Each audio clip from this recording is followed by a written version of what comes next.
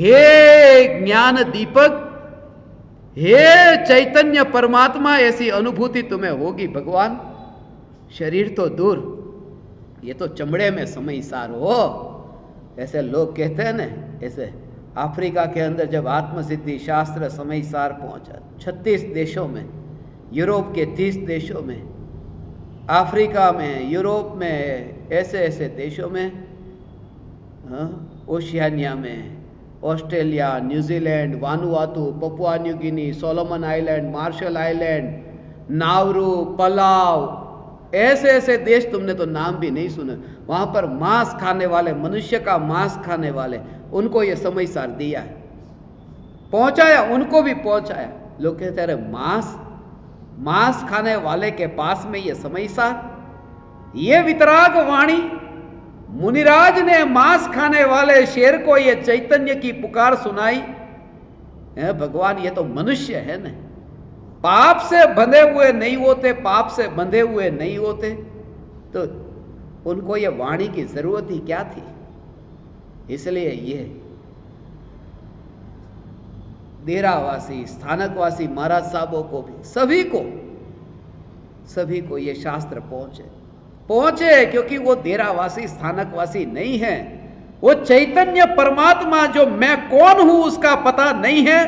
ऐसा बचपन से तुम्हारे दिमाग में ये नहीं डाल दिया होता कि ये डेरावासी, स्थानकवासी, दिगंबर, श्वेतांबर, जैन, अजैन, तो वो होता या नहीं होता। इसलिए तो इस पृथ्वी पर मुझे कोई ईसाई, कोई मुसलमान नहीं दिखाई दिया।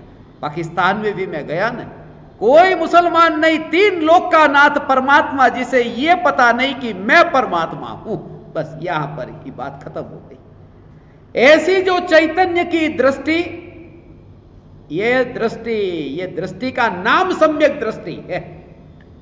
सम्यक दृष्टि का अर्थ ये सिर्फ वाणी का विलास नहीं, बोलना मात्र नहीं, अंतर में वह दिखाई दे। ऐसा कि चमड़ा पड़ा है और चमड़े के ऊपर समय सार, वो पापी दिखता है। वो चमड़े के ऊपर जिसने समय सार रख दिया वो पापी दिखता है।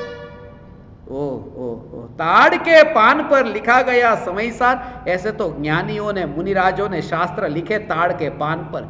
इकट्ठा करने का काम वे नहीं करते, वरना गठरी बांध करके सिर पे उठाकर जाना पड़े, वो तो लिख करके छोड़ देते। कहां कहां उठा करके जाएंगे शास्त्र को। वो पत्ते कहीं उड़ते उड़ते वन जंगल में, तो वहां पर हिरण का मांस पड़ा है, शेर ने हिरण को मारा, पड़ा उड़ता हुआ पत्ता गया मांस के ऊपर।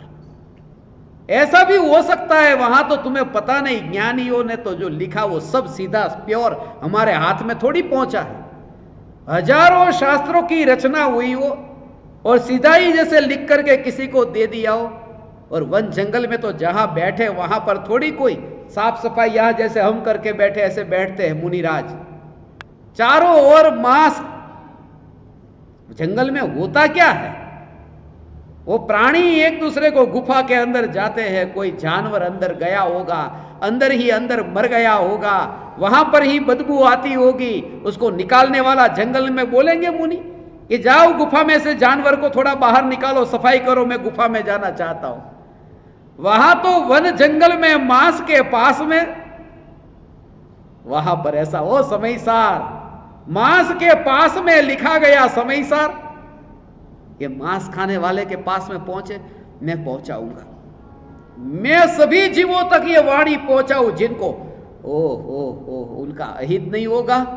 उनका अहित तो तब होगा भगवान कि वो ध्यान में लीन होकर के बैठा था और निर्विकल्प ध्यान में ऐसे क्षपक श्रेणी लगा करके बैठा था, और मैंने उसको हिलाया और कहा ले समय सार, तो उसका अहित किया।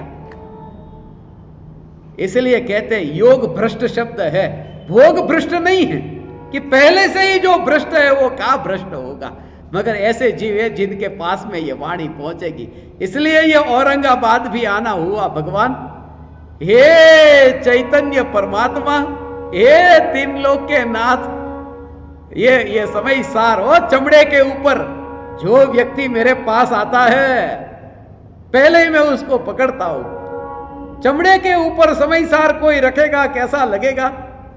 कि कागज पर लिखा गया समयसार चमड़े पर हो, वह तुझे अपमान लगता है भगवान, और ये साक्षात समयसार चमड़े के ऊपर पड़ा, उसको चमड़े से हटा दे, चमड़े से दूर कर दे।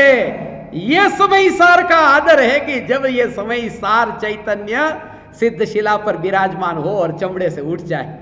ये चमड़े पर पड़ा हुआ ऐसा ये साक्षात समयसार जो क्षणिक चमड़े में आता ही नहीं है। हे चैतन्य परमात्मा, मैं चमड़े में नहीं हूं, चमड़े में मैं हूं ही नहीं। चमड़े में जाने के लिए तो मुझे चैतन्य पना छोड़ करके चमड़े मई होना पड़े, चमड़ा मई होना पड़े। मैं चमड़े में नहीं हूं, तुम्हारी मुलाकात किसी और से हो रही है।